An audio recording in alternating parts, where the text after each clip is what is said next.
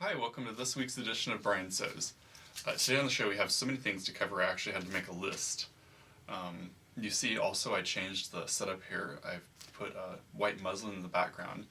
You can see it's actually, I'm still sitting in the same spot. I've been working a little bit with the video quality, and having less contrast allows better exposure. So we'll try this out and see how it works.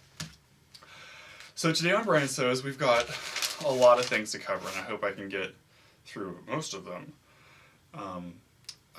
Spent yesterday with Nancy. We did our weekly thrift shopping and sewing chat, and I was thinking of using just some clips of that in the show, but as I was watching the video, I filmed for, the camera ran for about 35 minutes, and I thought it was actually so interesting that I think I might probably put a few clips of, just to show you, some of what that was, but I'll probably put the entire talk with Nancy as a separate video upload, so if that is something that interests you, you can watch that separately, because I wasn't really sure what to cut out of that.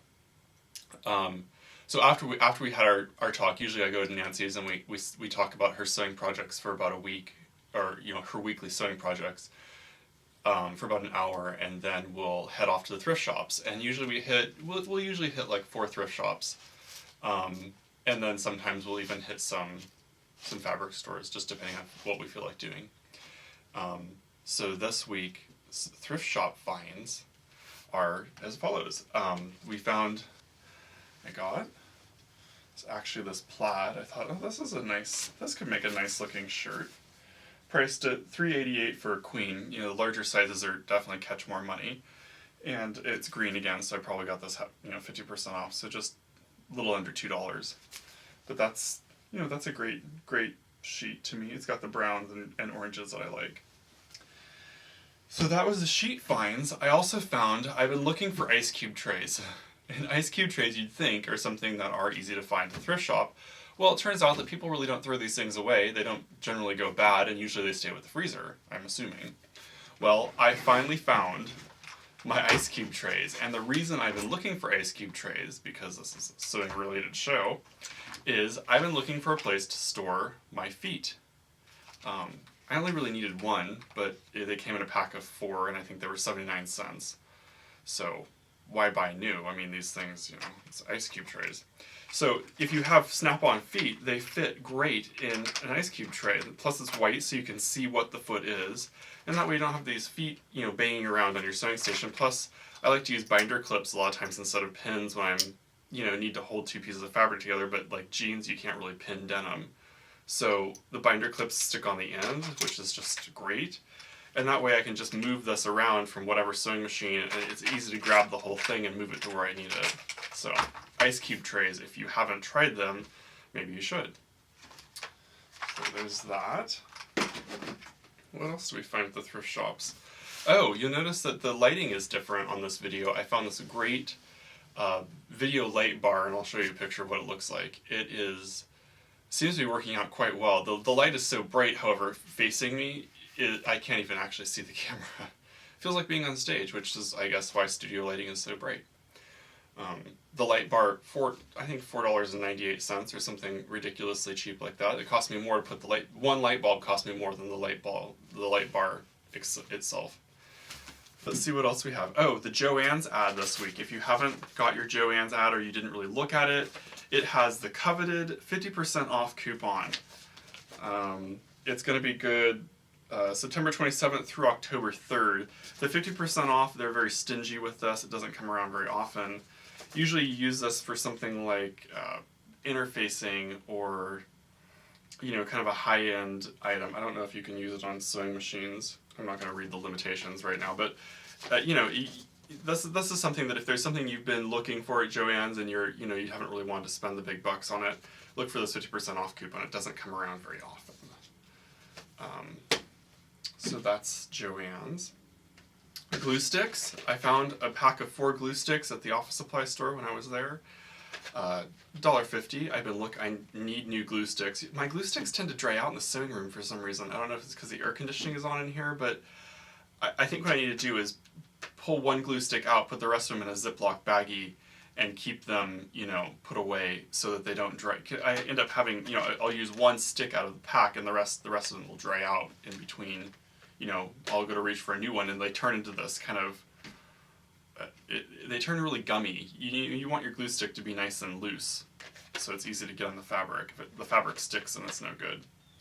I was at the office supply store because I got a few packing supplies. I mailed off the Necky Supernova. I think the auction went for right around $77, which was, I charged $27 for shipping.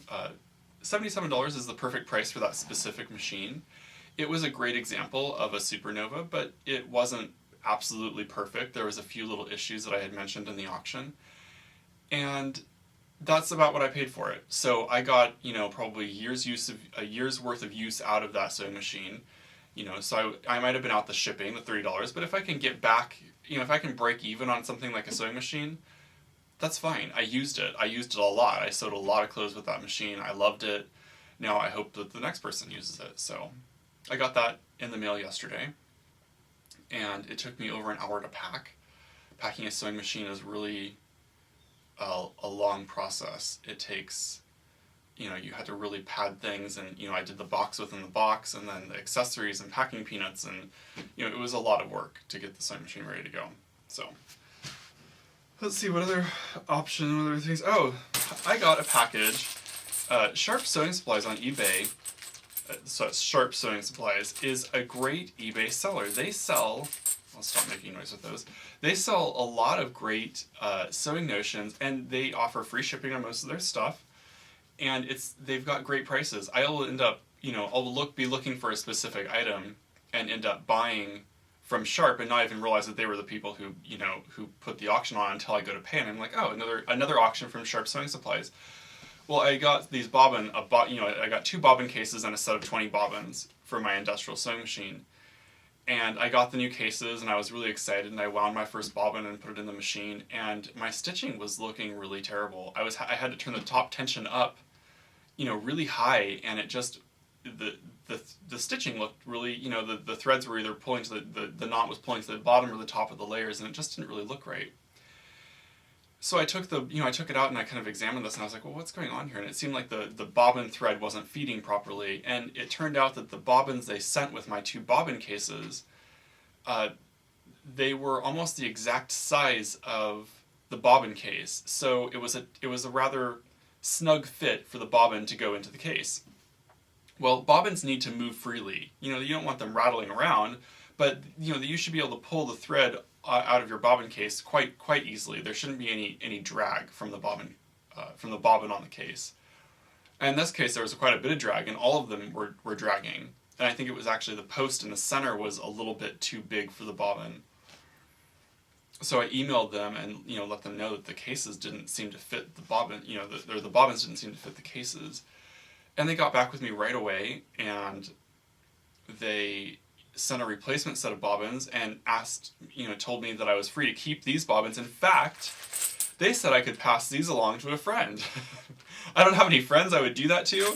I don't have any friends that use this industrial sewing machine, but I don't know that I'd pass my defective bobbins along to any friends. So I'll probably just throw those away unless, if someone else wants them, I do have a pack of free bobbins that I will send you if you just let me know.